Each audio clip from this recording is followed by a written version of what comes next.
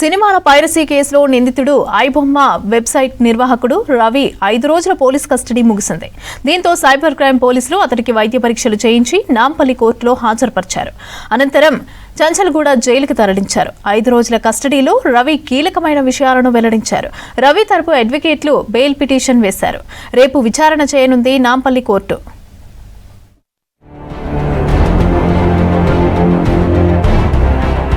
ఐబొమ్మ రవి 5 రోజుల పోలీసుల కస్టడీ విచారణ ముగిసింది. సినిమా పైరసీకి సంబంధించి 5 రోజుల పాటు సిసిఎస్ పోలీస్ స్టేషన్లో రవిని ఎంక్వైరీ చేశారు పోలీసులు. రవి బ్యాంకు లావాదేవీలు, పైరసీకి సంబంధించిన వివరాలపై పూర్తి స్థాయిలో ఆరా తీశారు. రవి కుటుంబ సభ్యులు, స్నేహితులను నగదు లావాదేవీల వ్యవహారంలో పూర్తి స్థాయిలో విచారణ జరిపారు. ఎంక్వైరీ పూర్తవడంతో మెడికల్ టెస్టుల కోసం ఉస్మానియా హాస్పిటల్కి తరలించారు పోలీసులు. తర్వాత నాంపల్లి కోర్టులో జడ్జి ముందు రవిని హాజరుపరిచారు. తిరిగి చంచల్గూడ జైలుకు రవిని తరలించారు పోలీసులు. ఐబొమ్మ రవి పోలీసుల విచారణలో కీలక అంశాలు బయటపడ్డాయి. రవి ఒక్కడే పైరసీ చేసినట్టు సిసిఎస్ సైబర్ క్రైమ్ పోలీసులు గుర్తించారు. 5 ఏళ్లలో 100 కోట్ల రూపాయలు సంపాదించినట్టుగా తెలుసుకున్నారు. 30 కోట్ల రూపాయలకు సంబంధించి బ్యాంకు లావాదేవీలు జరిగాయి. టెలిగ్రామ్ యాప్ల ద్వారా పైరసీ సినిమాల కొనుగోలు చేయడంతో పాటు బేరాలు కూడా జరిగేవని గుర్తించారు పోలీసులు.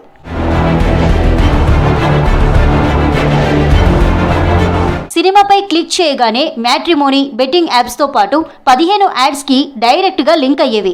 ఏపీకే ఫైల్స్ లింక్స్ పంపి బెట్టింగ్ యాప్స్కు ప్రమోషన్ చేసేవాడు. 50 లక్షల పైచిలకు వ్యూవర్షిప్ చూపెట్టి పెద్ద ఎత్తున డబ్బులు సంపాదించాడు రవి. ఇండియాలో ఉన్న ఐడిఎఫ్సి బ్యాంకును నిధుల బదలాయింపు చేసి వాటిని యూఎస్డిటీ ద్వారా మళ్లింపు చేసేవాడని గుర్తించారు పోలీసులు. కస్టడీలో ఐబొమ్మ రవి పోలీసులకు సహకరించలేదనేది అవాస్తవమన్నారు రవి అడ్వకేట్ శ్రీనాథ్. ఇమ్మడి రవిపై 5 కేసులు నమోదయ్యాయని, అందులో 1 కేసులో మాత్రమే రిమాండ్ విధించారని తెలిపారు.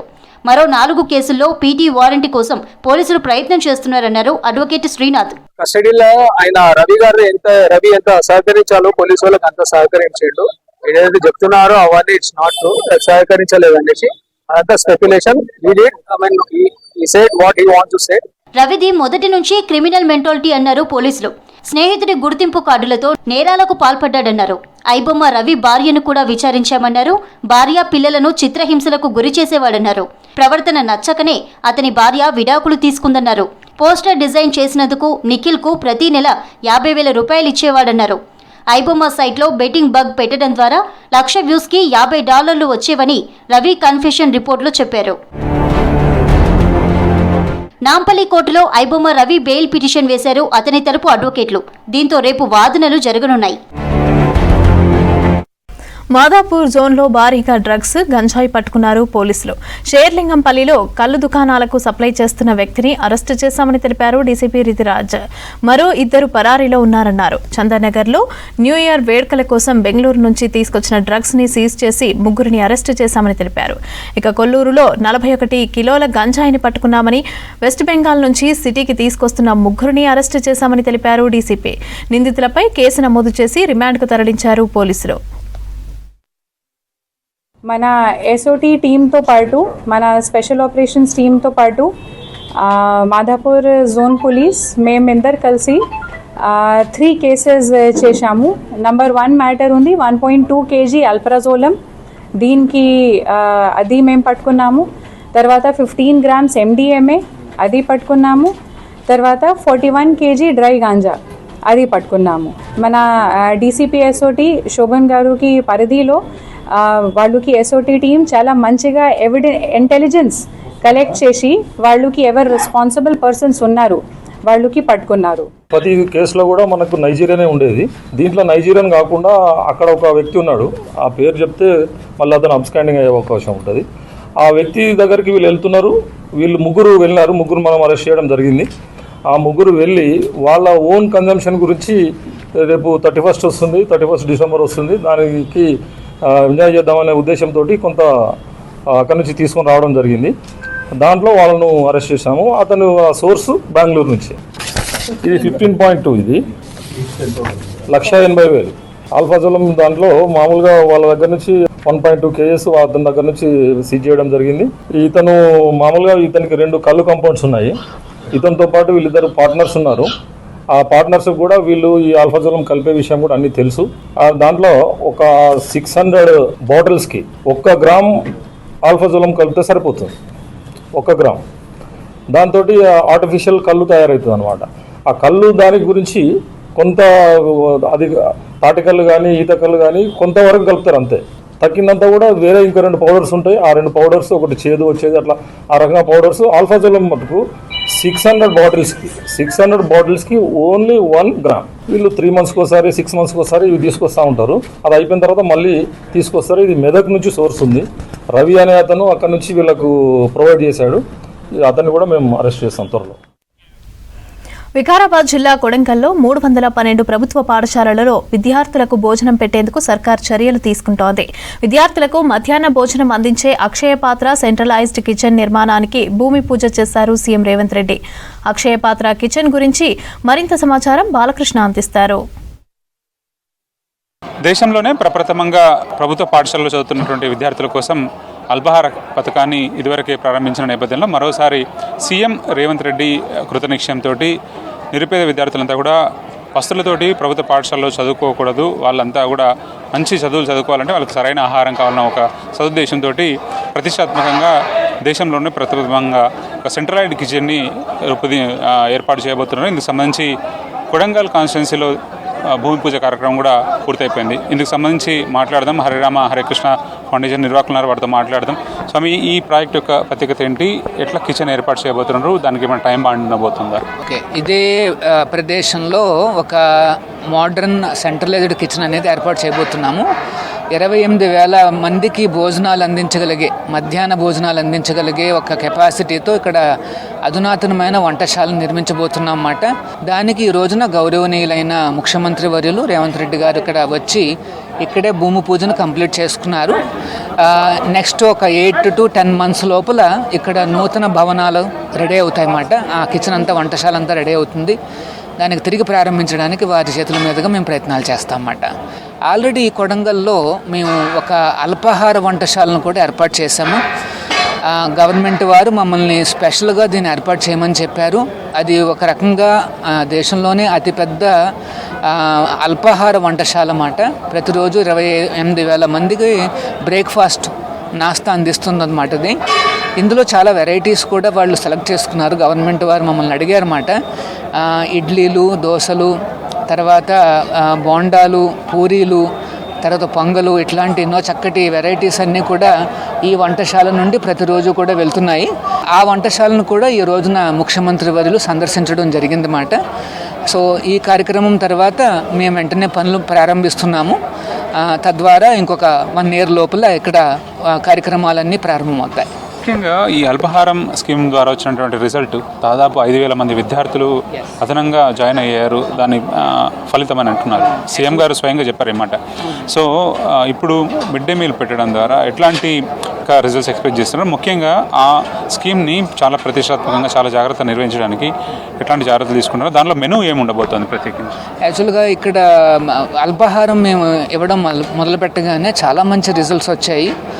పిల్లలు అంటే కొంతమంది ఏమవుతుందంటే మార్నింగ్ పూట కాస్త కంగారుగా స్కూల్కి రావడం కానీ, లేకపోతే పేరెంట్స్ కొద్దిగా పొలాలకు వెళ్ళడం కానీ అట్లాంటిది ఏమన్నా ఉంటే అప్పుడప్పుడు కాస్త నాస్తా మిస్ అయిపోయే అవకాశం ఉంది. చాలా ముందు చూపుతో ఇక్కడ ఇలాంటి బ్రేక్ఫాస్ట్ కిచెన్ ఏర్పాటు చేసి పిల్లలకి అలా ఇవ్వాలనేసి అనుకున్నారు.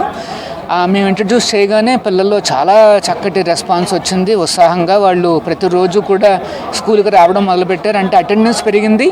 తర్వాత ఎన్రోల్మెంట్స్కి వస్తే 5,000 మంది ఇంకా ఎక్కువ అడిషనల్గా స్టూడెంట్స్ వచ్చి జాయిన్ అయ్యారన్నమాట. అంటే ఆ రకంగా బ్రేక్ఫాస్ట్ ఇవ్వడంతో ఎడ్యుకేషన్ పరంగా కూడా కొంత మనస్సుని మరల్చడం జరిగిందన్నమాట. మరి అదే పిల్లలకు అంటే మార్నింగ్ పూట 8:30-9 వచ్చేస్తారు వాళ్ళు. బ్రేక్ఫాస్ట్ పిల్లలకి బాగా ఉంటుంది, ఆకలి. సో మధ్యాహ్నం పూట కల్లా మళ్ళీ ఒక మంచి భోజనం ఇవ్వాలన్న ఉద్దేశంతో మమ్మల్ని మధ్యాహ్న భోజనాలను కూడా ఏర్పాటు చేయమని ఈ రోజున ఆ కిచెన్కి భూమి పూజ కోసం వచ్చారన్నమాట.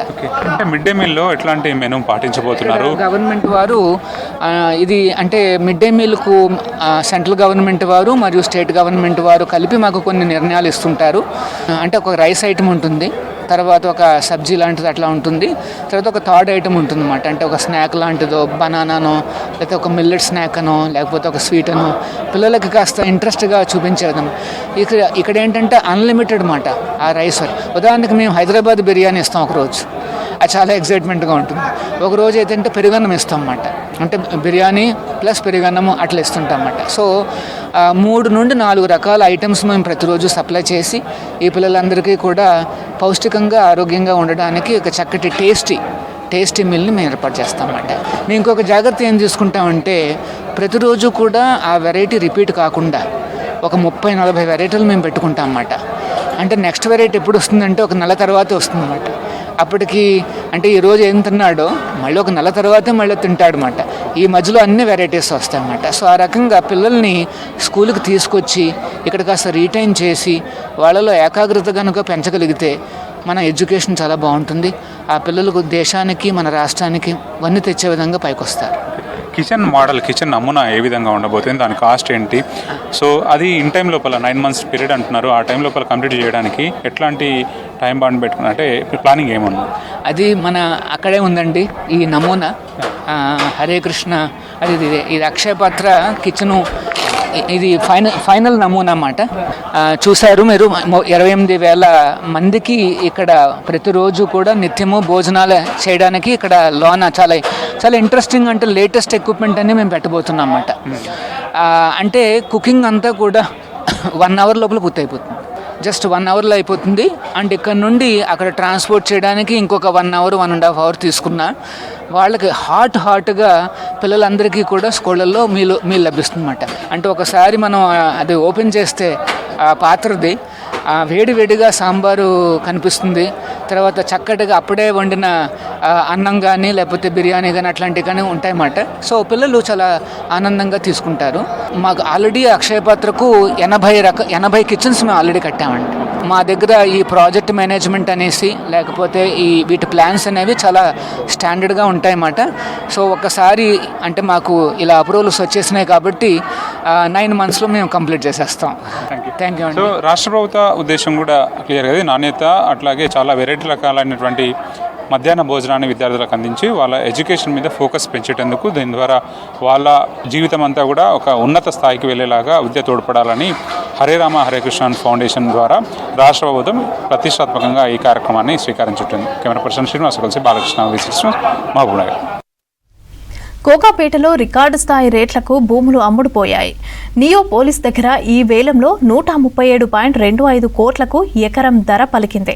ఫ్లాట్ నెంబర్ 17, 18లకు ఇవాళ ఈ వేలం నిర్వహించారు అధికారులు.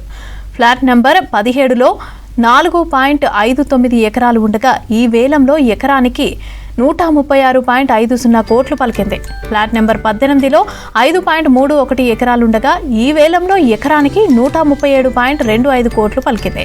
ఇవాల్టి వేలంలో 9.90 ఎకరాలకు గాను మొత్తం 1,355.33 కోట్లు పొందింది హెచ్ఎండిఏ.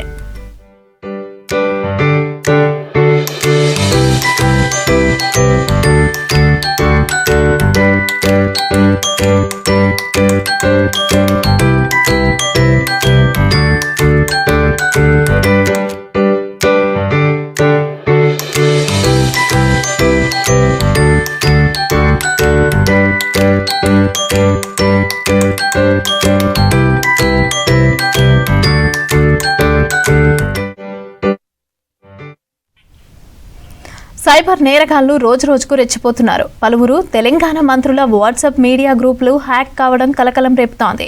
ఎస్బీఐ కేవైసీ పేరుతో సైబర్ నేరగాళ్లు ఏపీకే ఫైల్స్ ను పంపుతున్నారు. ఆధార్ను అప్డేట్ చేసుకోవాలని పీఆర్ఓలు జర్నలిస్టులకు మెసేజ్లు చేస్తున్నారు. దీంతో ఏపీకే ఫైల్స్ ను ఓపెన్ చేయొద్దని సూచిస్తున్నారు సైబర్ క్రైమ్ పోలీసులు.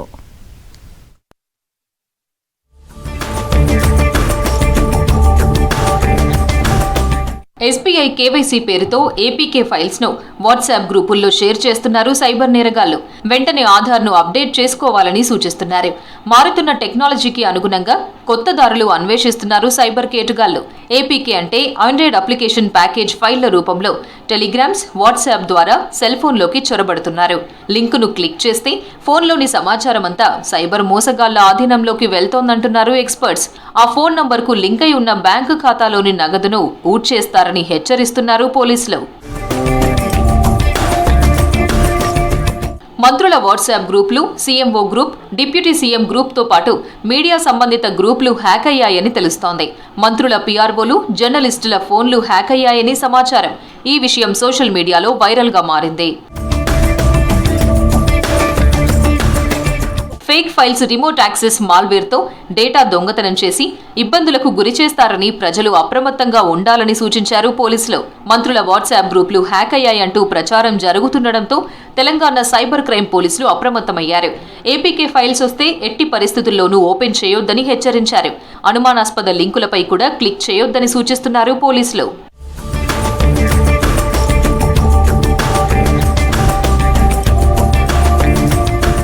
ఆధార్ వివరాలు అప్డేట్ చేయాలంటే అధికారిక ప్రభుత్వ పోర్టల్స్ మాత్రమే ఉపయోగించాలని సూచిస్తున్నారు పోలీసులు.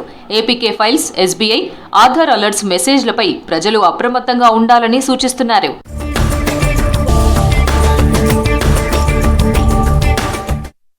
హైదరాబాద్ మదీనాగూడలోని బాబాయ్ హోటల్ సిబ్బంది సర్వ్ చేసిన టిఫిన్లో ఈగ కనిపించింది. మైసూర్ బజ్జీ ఆర్డర్ ఇచ్చిన కస్టమర్లకు అందులో చనిపోయిన ఈగ దర్శనమిచ్చింది. వెంటనే దానిని సెల్ ఫోన్లో రికార్డ్ చేశారు వినియోగదారులు. ప్రజల ఆరోగ్యాన్ని హోటల్ యాజమాన్యం పట్టించుకోవడం లేదన్నారు. ఫుడ్ సేఫ్టీ రూల్స్ పాటించడం లేదని హోటల్ నిర్వాహకులపైన ఆగ్రహం వ్యక్తం చేశారు కస్టమర్స్. ఫుడ్ సేఫ్టీ అధికారులు చర్యలు తీసుకోవాలని డిమాండ్ చేశారు వినియోగదారులు.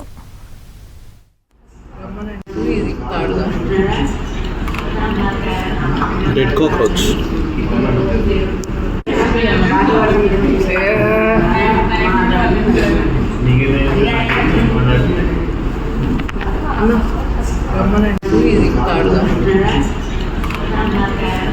Dead cockroach.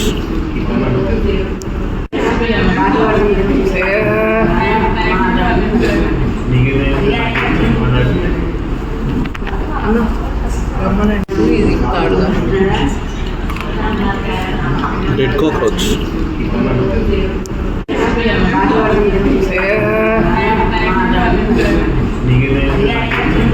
కోర్టులో కేసు ఉండగానే జీవో 46 తెచ్చారని అన్నారు BC JAC chairman R Krishnaiah. 3,000 కోట్ల బడ్జెట్ ముఖ్యమా లేక బీసీ ఆత్మగౌరవం ముఖ్యమా అని ప్రశ్నించారు. హైదరాబాద్ బషీర్బాగ్ ప్రెస్ క్లబ్లో బీసీ కార్యాచరణ కార్యక్రమంలో వివిధ కుల సంఘాల నేతలు పాల్గొన్నారు. స్థానిక సంస్థల ఎన్నికల్లో రిజర్వేషన్స్ వచ్చేదాకా పోరాటం ఆపమని అన్నారు. సీఎం అఖిలపక్షాలను తీసుకువెళ్లి ప్రధానిని కలవాలని సూచించారు వక్తలు. ఇక రహదారులు దిగ్బంధం చేయడంతో పాటు ప్రతి గ్రామంలో కూడా నిరాహార దీక్షలు చేయాలని కార్యాచరణ తీర్మానం చేశారు బీసీ సంఘాల నాయకులు. అన్నిట్లో బీసీ స్టడీ సర్కిట్లు ప్రతి ఉద్యమం ఎజెండాతోటి విద్య, ఉద్యోగము, అధికారం ఓ ఎజెండాగా మనం ఉద్యమం చేశాం. పర్సన్ పేరు కోసం, ప్రతిష్ట కోసం, అధికారం కోసం, డబ్బు కోసం చేయలేదు. నా జాతి చదువుకోవాలి, ఈ జాతి అభివృద్ధి చెందాలి, జాతికి గౌరవం దక్కాలని పోరాటం చేశాము. ఆ పోరాటంలో వేలాది జీవోలు తీసి విజయం సాధించాము. రాజ్యాంగం ప్రకారం అని ఆ జీవోలో పేర్కొన్న 9 నెంబర్ జీవో తీశాడు. 3 నెలల కింద 9 నెంబర్ జీవో తీశారు. అది హైకోర్టులో నడుస్తుంది కేసు. హైకోర్టులో కొట్టేయలేదు, దాని మీద నడుస్తుంది యుద్ధం. దాని మీద బీసీ సంఘాలన్నీ కత్తులు పట్టుకొని కొట్లాడుతున్నాయి. అడ్వకేట్ల నిత్యం, హేమాయమీల నిత్యం. ఊరూరా సైన్యం తయారైంది. మహా ఉద్యమంగా దీన్ని తీర్చాలి మీరు. ఇప్పుడు కనుక మనం ఓడిపోతే ఇంకా 30 ఏళ్ళ దాకా ఆధిపత్య కులాలే మనం తొక్కి పెట్టడానికి ప్రయత్నిస్తాయి. ఈ దెబ్బతోటి మనం ఐకమత్యంగా కొట్లాడితే 42 వస్తాయి, 56 వస్తాయి. ఈ దెబ్బతోటి అన్ని పార్టీలు మద్దతు ఇస్తాయి, వాళ్ళ గెలుపు కోసమైన మద్దతు ఇస్తాయి. అన్ని పార్టీలు మద్దతు తీసుకోండి, కుల సంఘాల మద్దతు తీసుకోండి. ఈ ఉద్యమాన్ని తెలంగాణ ఉద్యమం కంటే ఎక్కువ బలంగా ముందుకు నడిపించాలని రాష్ట్ర ప్రజలందరికీ నేను విజ్ఞప్తి చేస్తున్నా. మనందరం ఒక ఏకతాటిపై నిలబడి ఈ ఉద్యమాన్ని ఉధృతం చేసి పెద్దలు చేసే అద్భుతమైన కార్యాచరణలో మందరం పాల్గొని 42 రిజర్వేషన్ కాదు అంతకు మించే సాధించుకునే దిశగా ప్రయాణం చేయాలి. ఇది గెలిచే యుద్ధం, మనందరికీ అర్థమవుతుంది. ఇది గెలుస్తాం. ఎందుకంటే తెలంగాణ ఉద్యమం సమయంలో బిగినింగ్లో చాలామంది విమర్శ చేసేవాళ్ళు, ఏం తెలంగాణ వస్తుందా, మీ వల్ల మీకే ఐక్యత లేదు, ఆ కులం ఇట్లా ఈ కులం ఇట్లా ఆయన ఇట్లా ఆయన ఇట్లా, ఆ పార్టీ ఈ పార్టీ అనేది చాలా కామెంట్స్ వచ్చాయి. నిజంగా కూడా ఉద్యమంలో సిన్సియర్గా పాల్గొనే వాళ్ళకి అదొక ప్రశ్నార్థకంగా ఉండేది, అదొక ఛాలెంజింగ్ కింద ఉండేది. కానీ ఉద్యమం ఉధృతమైన తర్వాత నదులన్నీ ఒకటే అయిపోయి, పాయలన్నీ ఒకటే నది, అది తెలంగాణ ఉద్యమం సముద్రమైంది. కాబట్టి ఈ బీసీ ఉద్యమం కూడా బీసీలు అనుకుంటే బలహీనలు అనుకుంటున్నారు కాదు, బి అంటే బలవంతులు, బలమైన కమ్యూనిటీ మంది. మన బలం, మన బలగం, మన బంధం చాలా పటిష్టమైంది. బీసీల నుంచి తొలగించిన 27 కులాలను తిరిగి బీసీలో చేర్చాలని డిమాండ్ చేశారు జాతీయ బీసీ యువసేన ప్రతినిధులు. కుకట్పల్లి వై జంక్షన్ వద్ద నిరసన కార్యక్రమాన్ని చేపట్టారు. అనంతరం డాక్టర్ బిఆర్ అంబేద్కర్ కు వినతి పత్రాన్ని సమర్పించారు బీసీ యువసేన నేతలు. గత బీఆర్ఎస్ ప్రభుత్వ హయాంలో జీవో నెంబర్ 3తో 27 కులాలను తొలగించారన్నారు. బీసీ జాబితా నుంచి తొలగించిన 27 కులాల వ్యక్తులను ఇక స్థానిక సంస్థల కార్పొరేటర్ ఎన్నికల్లో ఇండిపెండెంట్ గా పోటీ చేస్తామని అన్నారు బీసీ యువసేన నేతలు.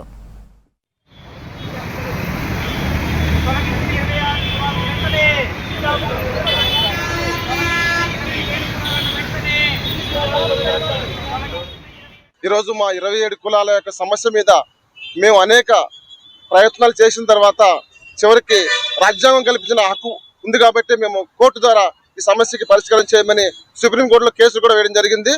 రేపు రాబోయే ఈ స్థానిక సంస్థల ఎలక్షన్లో కావచ్చు, కార్పొరేషన్లో కావచ్చు, మా 27 కులాల తరఫు నుంచి మేము అత్యధికంగా పోటీ చేసి మా నిరసనని, మా బాధని ఓటు ద్వారా తెలియజేయాలనే ఉద్దేశంతో ఈరోజు ఇక్కడ బాబాసాహెబ్ అంబేద్కర్ గారికి వచ్చి మా వినతి పత్రం తెలియజేస్తూ 12 సంవత్సరాలుగా మేము అనేక బాధలు పడుతున్నాము, అనేక వ్యధలు పడుతున్నాము.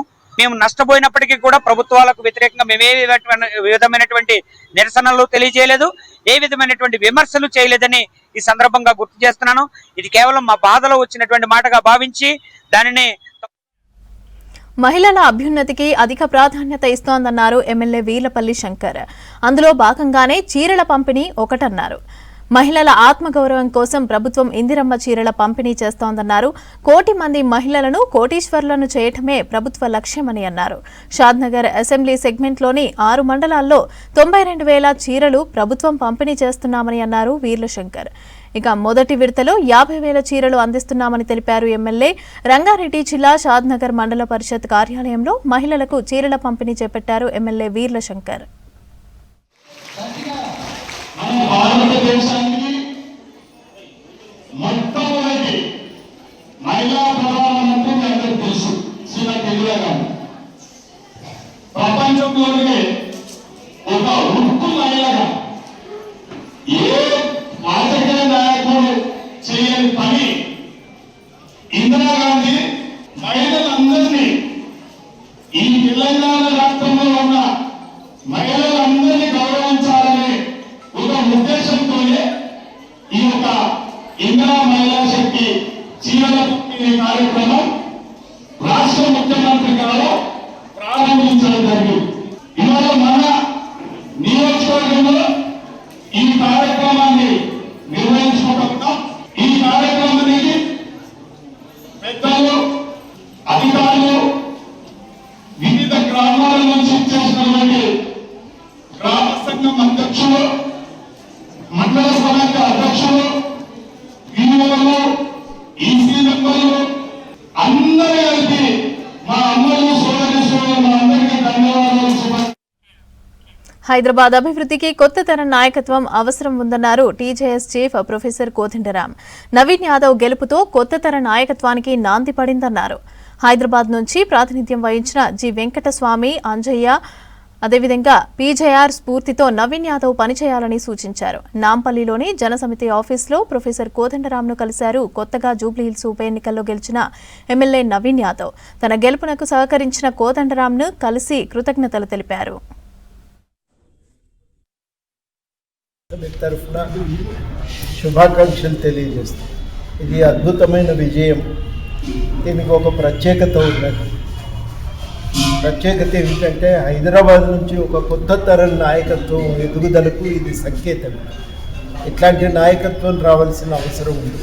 బస్తీల నుంచి, బడుగు బలహీన వర్గాల నుంచి ఒక కొత్త నాయకత్వం వస్తే తప్ప హైదరాబాద్ నగరానికి ఒక అభివృద్ధికి, నగరాభివృద్ధి కోసం ఒక మార్గనిర్దేశన చేసుకోవటం సాధ్యమయ్యే విషయం కాదు. అట్లా ప్రజల తరఫు నుంచి బాగా చదువుకొని మంచి ఆర్కిటెక్చర్ చదివినటువంటి ఒక యువకుడు మరి వాళ్ళ గెలవటం అనేది చాలా సంతోషదాయకం. ఎప్పుడో వెనకడికి అంజయ్ గారు, ఆ తర్వాత వెంకటస్వామి గారు, అదేవిధంగా పీజేఆర్ గారు, అట్లాంటి ఒక వర్గము ఇవాళ మళ్ళీ అదే ఒరవడిని కొనసాగించడానికి, ఒక కొత్త సంప్రదాయానికి తెరలేపటానికి ఇది అవకాశాన్ని కలిగిస్తుందని నేను నమ్ముతూ, గడిచిన జూబ్లీహిల్స్ బై ఎలక్షన్లో కాంగ్రెస్ పార్టీ గెలుపు కొరకు నిరంతరం కృషి చేసినటువంటి పెద్దలు, తెలంగాణ జనసమితి పెద్దలైనటువంటి కోదండరామ్ గారికి, వారి నర్సయ్య గారికి, వారి కమిటీ సభ్యులందరినీ కూడా కలిసి ధన్యవాదాలు తెలియడానికి వచ్చినాను. వారందరూ నిరంతరం పార్టీని గెలిపించుకోవడానికి, బీసీ సామాజిక వర్గం నుండి వచ్చినటువంటి నన్ను గెలిపించుకోవడానికి, భవిష్యత్తు తరానికి ఒక మంచి నాయకత్వం ప్రోత్సహించాలనే ఉద్దేశంతో పెద్దలు కోదండరామ్ గారు మంచి కష్టపడడం అందరూ చాలా సంతోషపరిచినటువంటి విషయం. కష్టపడిన దానికి మా ప్రజలందరూ కూడా గౌరవం నిలబెట్టే విధంగా అందరూ మంచి ఓట్ బ్యాంక్, మంచి మెజార్టీ ఇచ్చి నన్ను గెలిపించినారు.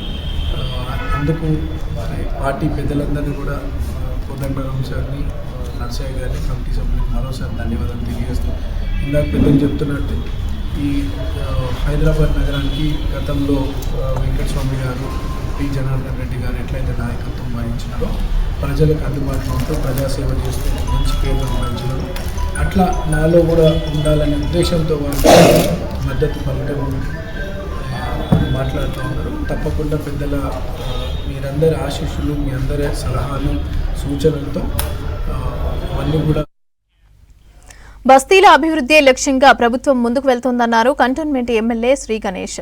బస్తీల పర్యటనలో భాగంగానే సికింద్రాబాద్లోని రసూల్పుర వార్డు నెంబర్ 2లో శివాలయం వీధి, గన్ బజార్ కమ్యూనిటీ హాల్ బస్తీల్లో సంబంధిత అధికారులతో కలిసి పర్యటించారు. తాగునీరు, ఎలక్ట్రిసిటీ సమస్యలను పరిష్కరించాలని అధికారులను ఆదేశించారు. బస్తీ వాసుల సమస్యలను అడిగి తెలుసుకున్నారు. గత ప్రభుత్వం నిర్లక్ష్యం వల్లే బస్తీలు అభివృద్ధి చెందలేదని అన్నారు. కంటోన్మెంట్ సెగ్మెంట్ అభివృద్ధికి ఎన్ని నిధులైనా కేటాయించడానికి సీఎం రేవంత్ రెడ్డి సిద్ధంగా ఉన్నారన్నారు. ప్రజా ప్రభుత్వంతోనే బస్తీల అభివృద్ధి సాధ్యమని అన్నారు ఎమ్మెల్యే శ్రీ గణేష్. ఆయన కనీసం మీరు చేయలేకపోతున్నారు, కారణం చెప్తారా?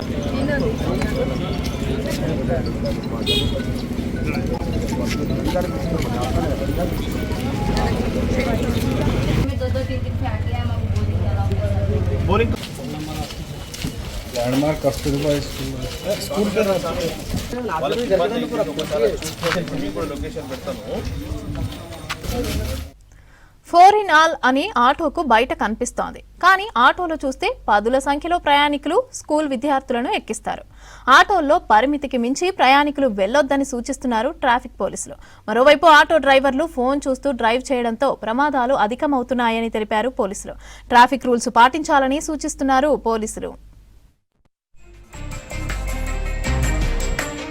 దేశంలో ఇటీవల రోడ్డు ప్రమాదాలు అధికంగా జరుగుతున్నాయి. కేంద్ర రాష్ట్ర ప్రభుత్వాలు అనేక చట్టాలు తీసుకొచ్చి చర్యలు తీసుకున్నా ప్రమాదాలు తగ్గడం లేదు.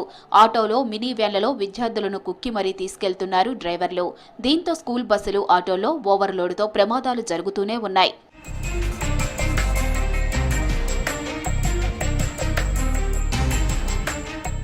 ఒక్క ఆటోలో 5 లేదా 6 ప్రయాణిస్తారు. కానీ రీసెంట్గా నాగర్ కర్నూల్లో ఓ డ్రైవర్ తన ఆటోలో 23 మంది విద్యార్థులను ఎక్కించుకున్నాడు. ఆటోలో 23 మంది పిల్లలు ఊపిరి ఆడక ఇబ్బందులు పడ్డారు. ఓవర్ వెయిట్తో ఆటో బోల్తా పడితే పెద్ద ప్రమాదం జరిగేది. ఇలాంటి పరిస్థితి నగరంలో కూడా జరుగుతోంది. ఒకే ఆటోలో పదుల సంఖ్యలో విద్యార్థులను తరలిస్తున్నారు డ్రైవర్లు. ఫోన్లు చూస్తూ ఆటో, బస్ డ్రైవ్ చేయడంతో కూడా ప్రమాదాలు జరుగుతున్నాయన్నారు పోలీసులు. నగరంలో ఆటోలు ఫిట్నెస్ లేకుండా ఓవర్లోడ్తో వెళ్లడంతో యాక్సిడెంట్స్ అవుతున్నాయని తెలిపారు. ఆటోల్లో పరిమితికి మించి ప్రయాణికులను తీసుకెళ్తే జరిమానా విధిస్తామని హెచ్చరించారు పోలీసులు. ఈ ఆటోస్, బస్సులు నడిపే వాళ్ళు రీల్స్ చూస్తూ నడుపుతున్నారు. సో దీనిపైన మనము ఈ స్పెషల్ డ్రైవ్ కండక్ట్ చేయడం జరుగుతుంది. సో అంటే సెల్ ఫోన్ డ్రైవింగ్, దీన్ని డేంజరస్ డ్రైవింగ్ కింద మనము పరిగణించవచ్చు. రీల్స్ చూసుకుంటూ డ్రైవ్ చేస్తున్నప్పుడు అతని యొక్క ధ్యాస డ్రైవింగ్ పైన ఉండదు. సో దాంతో ప్రమాదం జరిగే అవకాశం పెరుగుతుంది. అది అతనికే కాకుండా పక్కనుండా వచ్చే వాహనదారులకు కూడా ఇబ్బందికరంగా ఉంటుంది. అక్కడ ట్రాఫిక్ స్లోగా అవడం జరుగుతుంది. ఆ తర్వాత ఒకదానికొకటి ఢీకొని ప్రమాదం జరిగి చెయ్యి విరగడం ఇలాంటివి కూడా సంఘటనలు జరిగినాయి. మన నోటీసులో ఉన్నాయి. కాబట్టి ఇట్లా రీల్స్ చూసుకుంటూ డ్రైవింగ్ చేసే వాళ్ళపైన 184 MA యాక్ట్ ప్రకారం చర్యలు తీసుకోవడం జరుగుతుంది. రూల్స్ కు విరుద్ధంగా పరిమితికి మించి విద్యార్థులను తీసుకెళ్లే ఆటోల్లో పంపించవద్దని పేరెంట్స్ కి సూచించారు పోలీసులు.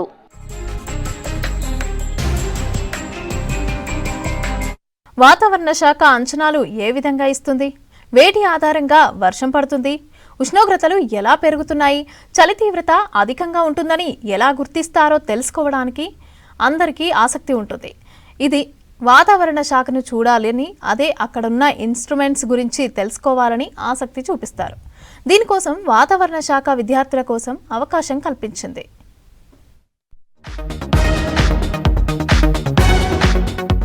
సందర్శకులకు వెల్కమ్ చెబుతోంది వాతావరణ శాఖ. ఐఎండీ అధికారులు ఏ విధంగా పనిచేస్తుంటారు, వాతావరణ అంచనాలు వేటి ఆధారంగా ఇస్తారో తెలుసుకోవాలనే విద్యార్థులకు స్వాగతం పలుకుతోంది. వాతావరణంపై పాఠ్యపుస్తకాలలో సిలబస్ ఉంటుంది. దీంతో ప్రాక్టికల్ గా తెలుసుకుంటే మరింత గుర్తుంటుందని తెలిపారు టీచర్స్. దీంతో వాతావరణ శాఖ కల్పించిన అవకాశాన్ని ఉపయోగించుకుంటున్నారు విద్యార్థులు.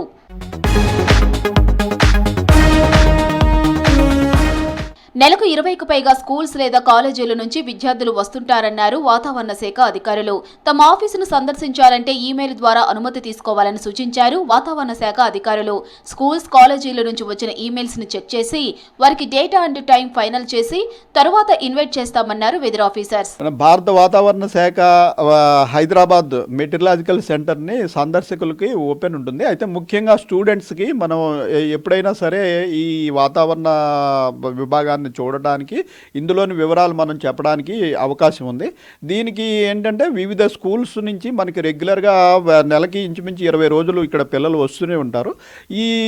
దీనికి ఏంటంటే వారు ముందుగా మనకు ఒక మెయిల్ పంపించవలసి ఉంటుంది. మెయిల్ పంపించి వారు ఏ తేదీలో రావాలనుకుంటున్నారు, ఎంతమంది పిల్లలు వస్తారు, ఈ వివరాలన్నీ పంపిస్తే దానికి వారికి ఒక డేట్ అండ్ టైం మనం ఇవ్వడం జరుగుతుంది.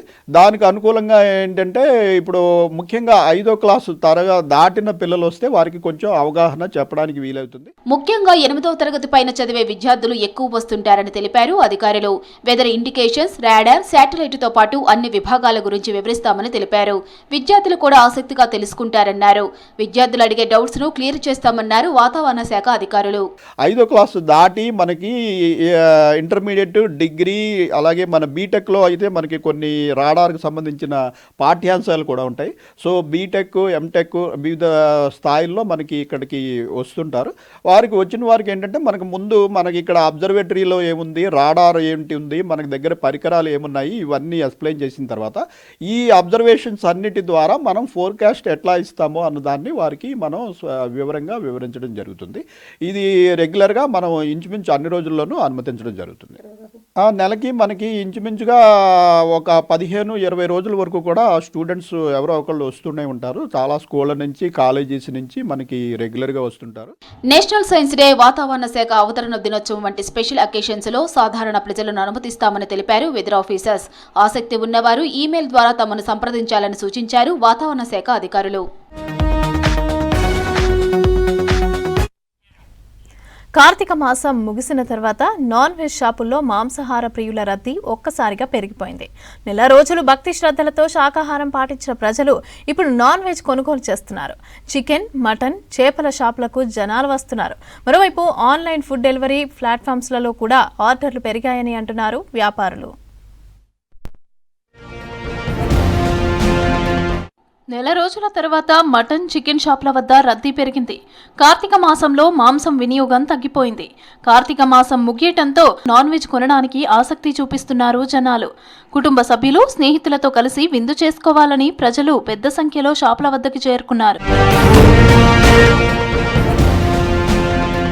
మీట్ షాపుల వద్ద జనాలతో రద్దీ నెలకొంది. ధరలు పెరిగినా నాన్ వెజ్ కొనడానికి వెనుకాడటం లేదు.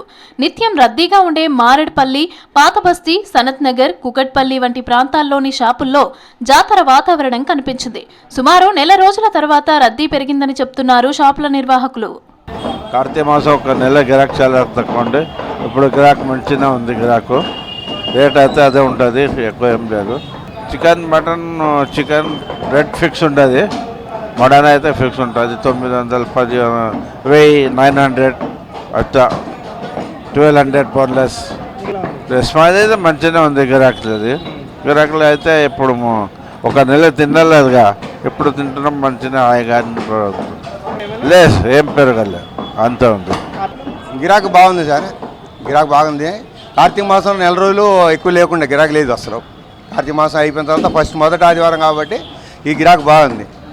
క్వాలిటీ డిఫరెన్స్ ఏముండదు మన దగ్గర. రేట్లు ఏం పెరగలేదు. కార్తీక మాసం పోయిందని చెప్పి ఫస్ట్ ఆదివారం అని చెప్పి రేట్లు ఏం పెరగలేదు. పాత రేట్ ఏమన్నా అదే రేట్లో రన్నింగ్లో ఉంది. డిమాండ్కు అనుగుణంగా చికెన్, మటన్ ధరలు పెరిగాయి. కిలో మటన్ 1000 నుంచి 1200 రూపాయలు, కిలో చికెన్ 230 నుంచి 250 వరకు రేట్లున్నాయి. కార్తీక మాసంలో తగ్గిన ధరలు ఒక్కసారిగా పెరగడంతో మాంసాహార ప్రియులు కాస్త నిరాశకు గురైనా షాపుల్లో రద్దీ పెరిగింది. కార్తీక మాసాలు నెల రోజులు కన్నా లేదండి, నాన్ వెజ్ ముట్టలేదు. నెల రోజులు అయిపోయింది కదా, మంచి ఆకలి మీద ఉన్నాం ఇప్పుడు, అందుకని తిందామని ఇక్కడికి వచ్చాము. కాస్ట్ 1000 రూపాయలు తీసుకున్నా కూడా బయట కూడా ఉందండి 900, 850 ఉంది, కానీ క్వాలిటీ బాగుండదు. కొంచెం ఇక్కడ బాగుంటుంది, క్వాలిటీ నీట్గా ఉంటుంది, వేస్టేజ్ అంతా ఉండదు, వేస్టేజ్ తీసి పడేస్తారు.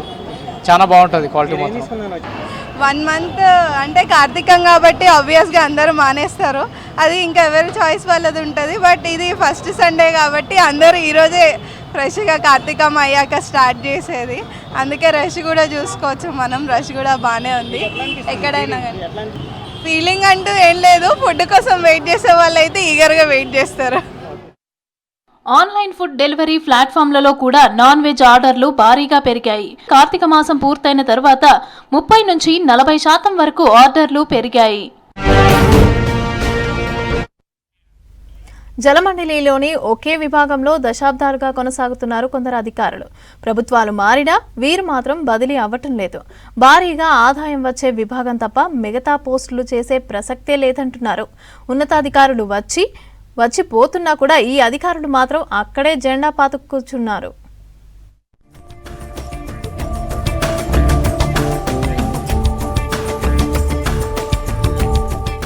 హైదరాబాద్ జలమండలిలో ప్రాజెక్టు విభాగంలో కుర్చీని వదలడం లేదు కొంతమంది అధికారులు.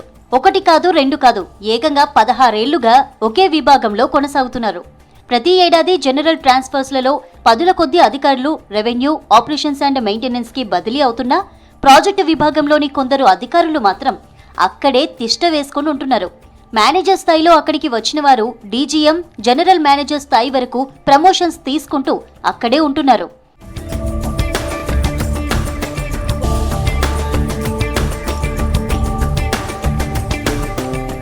జలమండలిలో ప్రాజెక్టు డిపార్ట్మెంట్ కీలకమైంది. టెండర్లు పిలవడం, కాంట్రాక్టర్లను ఎంపిక చేయడం, పనుల నాణ్యత పర్యవేక్షించడం, డిపిఆర్లు తయారు చేయడం, నీటి అవసరాలకు అనుగుణంగా కొత్త ప్రాజెక్టుల రూపకల్పన చేయడం లాంటి ప్రధాన పనులను ఈ డిపార్ట్మెంట్ అధికారులే చూస్తారు. అలాగే వివిధ ప్రాజెక్టుల నుంచి నగరానికి నీటిని తరలించే పెద్ద డయామీటర్ ట్రాన్స్మిషన్ పైప్లైన్ల నిర్మాణం, ప్రెషర్ టెస్టింగ్, రిపేర్లు కూడా చూస్తారు. వాటర్ ట్రీట్మెంట్ల ప్లాంట్ల నిర్మాణం, మానిటరింగ్ లాంటి అంశాలు ఈ విభాగపు అధికారులే చూస్తారు.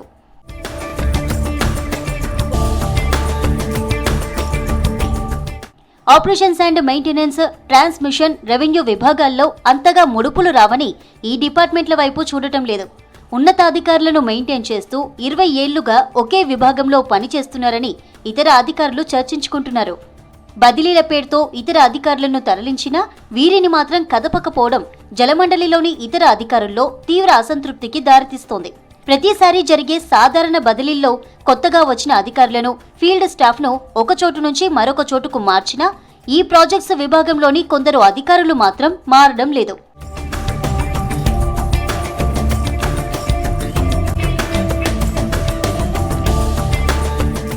ప్రాజెక్ట్స్లో ఉంటేనే ప్రయోజనాలు ఉంటాయని అందరికీ తెలుసు. కానీ ఎందుకు ఈ కొందరికే శాశ్వత హక్కుల్లా చేశారని చర్చించుకుంటున్నారు. ఇతరులు ఎప్పటికప్పుడు బదిలీలు ఎదుర్కొంటుంటే వీళ్ళను మాత్రం ఎందుకు టచ్ చేయడం లేదని మాట్లాడుకుంటున్నారు. ఒకే విభాగంలో 20 ఏళ్లుగా చేయడంతో మొనార్కుగా మారుతున్నారని చెబుతున్నారు. తమకు నచ్చిన ఏకపక్ష నిర్ణయాలు తీసుకుంటున్నారని ఆరోపణలు వస్తున్నాయి. ఇతర డిపార్ట్మెంట్లలో పనిచేస్తున్న అధికారులకు అనుభవం వచ్చినా ప్రాజెక్టు డిపార్ట్మెంట్లో ఎంటర్ కానివ్వడం లేదని చర్చించుకుంటున్నారు.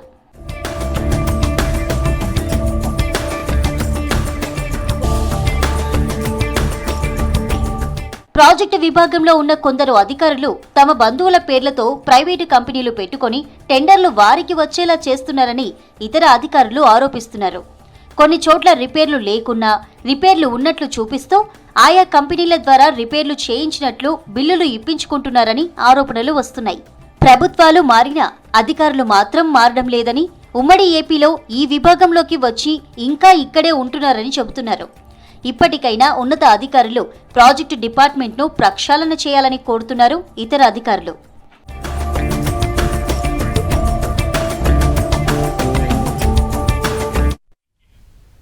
హైదరాబాద్లో లిఫ్ట్లు డేంజర్ బెల్స్ మోగిస్తున్నాయి. లిఫ్ట్ ఎక్కాలంటేనే వణికిపోతున్నారు ప్రజలు. అపార్ట్మెంట్లు, ఆఫీసులు, హాస్టళ్లలో సౌకర్యాన్ని అందించే లిఫ్ట్లు ఇప్పుడు నగరవాసులకు భయాన్ని కలిగిస్తున్నాయి. ఇటీవల వరుసగా జరుగుతున్న లిఫ్ట్ ప్రమాదాలతో ప్రజలు చనిపోవడం పైన కూడా తీవ్ర ఆందోళన కలిగిస్తోంది.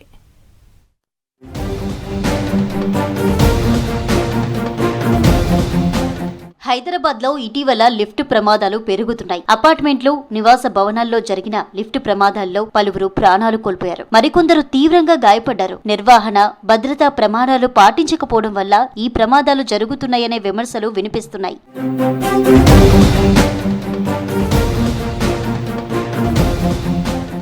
ఎల్లారెడ్డిగూడలోని కావేరీ అపార్ట్మెంట్లో హర్షవర్ధన్ అనే 5 ఏళ్ల చిన్నారి లిఫ్టులో ఇరుక్కొని ప్రాణాలు కోల్పోయాడు. 5వ అంతస్తు నుంచి తల్లి, బాలుడు లిఫ్ట్ నుంచి బయటకు వస్తున్న టైంలో లిఫ్ట్ అకస్మాత్తుగా కిందకు కదలడంతో ప్రమాదం జరిగింది. తల్లి కళ్ల ముందే ఈ ఘోరం జరగడంతో కుటుంబం తీవ్ర విషాదంలో మునిగిపోయింది. చంద్రాయన్ గుట్టలో లిఫ్ట్ రాలేదని తెలియక డోర్ తీసి చూసిన వృద్ధుడు 5 అంతస్తుల నుంచి పడి స్పాట్ లోనే చనిపోయాడు. అమీర్పేటలోని ఓ అపార్ట్మెంట్లో చిన్నారి లిఫ్టులో ఇరుక్కుపోగా అతి కష్టం మీద ఆ చిన్నారిని బయటికి తీశారు. హఫీజ్ నగర్ లో 6 లిఫ్టులో ఉండగా లిఫ్ట్ ఒక్కసారిగా గ్రౌండ్ ఫ్లోర్ లోకి బలంగా తాకింది. ఇందులో 3 చిన్నారులున్నారు.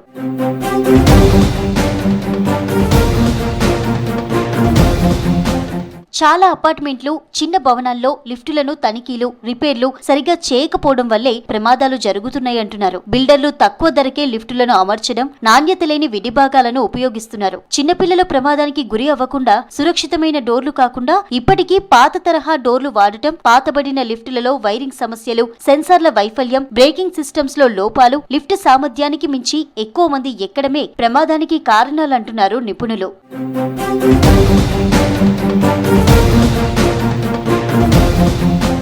రాష్ట్రంలో ఇప్పటికీ లిఫ్ట్స్ చట్టం అమలులో లేదు. 2015లో దీని ముసాయిదా చట్టం చేసినప్పటికీ అది ఇంకా అసెంబ్లీలో ప్రవేశపెట్టలేదు. ఈ చట్టం ప్రకారం ప్రతి లిఫ్ట్, ఎస్కలేటర్ ను రిజిస్టర్ చేసుకోవాలి. లిఫ్ట్ ను అమర్చిన తర్వాత తప్పనిసరిగా ఆపరేషన్ సర్టిఫికేట్ తీసుకోవాలి. ప్రతి సంవత్సరం లిఫ్ట్ ను తప్పనిసరిగా తనిఖీ చేయించాలి. రెన్యువల్ సర్టిఫికేట్ తీసుకోవాలి. ఈ రూల్స్ ఉల్లంఘిస్తే బిల్డింగ్ యజమానిపై లేదా బాధ్యులపై కఠిన చర్యలు తీసుకునే అవకాశం ఉంది. కానీ ఈ చట్టం అమలులో లేకపోవడం వల్లనే ప్రమాదాలకు అడ్డుకట్ట వేయలేకపోతున్నామంటున్నారు అధికారులు.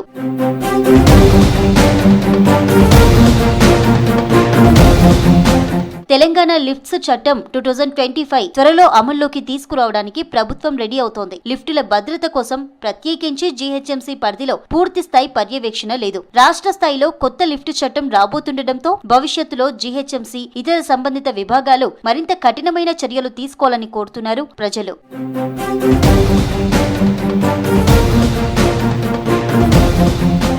లిఫ్ట్ ప్రమాదాలు పెరగకుండా చూడాలంటే కేవలం చట్టాలు చేస్తే సరిపోదు. బిల్డింగ్ ఓనర్లు, లిఫ్ట్ నిర్వహణ సంస్థలు, వినియోగదారులు కూడా బాధ్యతగా వ్యవహరించడం అవసరం. నిబంధనలు పాటించని వారిపై కఠినంగా వ్యవహరించాలి. దానితో పాటు లిఫ్ట్ వినియోగంలో తీసుకోవాల్సిన జాగ్రత్తలపై ప్రజలకు, ముఖ్యంగా పిల్లలకు అవగాహన కల్పించాలి.